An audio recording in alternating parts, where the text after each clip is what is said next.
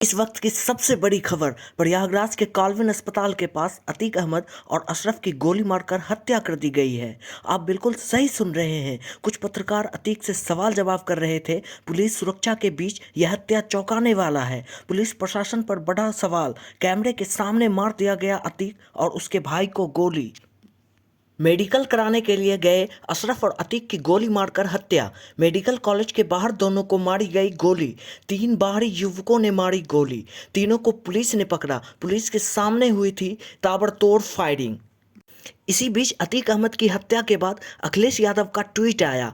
उप्र में अपराध की पराकाष्ठा हो गई है और अपराधियों के हौसले बुलंद है। जब पुलिस के सुरक्षा घेरे के बीच सरेआम गोलीबारी करके किसी की हत्या की जा सकती है तो आम जनता की सुरक्षा का क्या।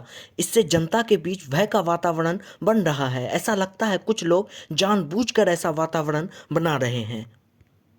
असद अहमद का इनकाउंटर संयोग या प्रयोग। निकाय चुनाव से पहले योगी सरकार का धार्मिक एंगल। क्या भाजपाइयों और आरएसएस को भारत के न्यायपालिका पर विश्वास नहीं? क्या भाजपा चुनाव में करती है मौत की राजनीति? अतीक के बेटे असद अहमद के इनकाउंटर के बाद योगी आदित्यनाथ के शासन में इनकाउंटर में मारे गए कुल मुजरिमों की संख्या 183 हो गई है। यूपी में पिछले 6 सालों में कुल 10,933 से ज़्यादा मुठभेड़ें हुई। 5,046 बदमाश मुठभेड़ में घायल हुए। योगी के इनकाउंटर पॉलिसी पर पूरी रिपोर्ट देखिए।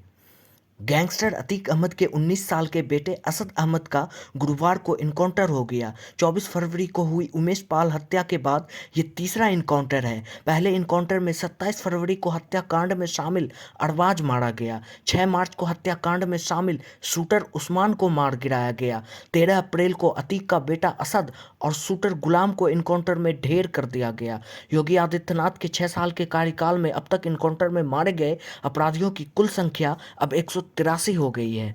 उमेश पाल हत्याकांड के बाद विपक्ष ने जब मुख्यमंत्री योगी आदित्यनाथ से प्रदेश की कानून व्यवस्था को लेकर सवाल किए तो उन्होंने विधानसभा में इसका जवाब भी दिया। सीएम योगी ने विधानसभा में कहा था, माफिया को मिट्टी में मिला दूंगा। हालांकि यह पहला मामला नहीं है। जब जब प्रदेश में कानून व्यवस्था पर सवाल उठे और माफियाओं के हौसले बुलंद हुए तब तब सख्त कार्रवाई देकर उदाहरण पेश किया गया।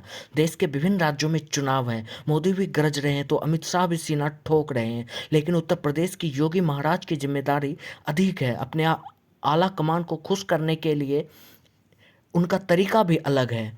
देश में जब जब चुनाव आता है प्रदेश में तनाव बढ़ जाता है। चाहे वो केंद्र की चुनाव हो, राज्य का अथवा न्यायपालिका का ही क्यों ना हो, भाजपा का स्टैंड क्लियर है। चुनाव में जीतना है तो तनाव बढ़ाना होगा, मुद्दों से भटकाना होगा, सच को दबाना होगा, चाहे इसमें किसी की जान ही क्यों ना लेनी पड़े। ऐसा हम नहीं कह रहे, विपक्षी पार्टी आरोप लगा रही है।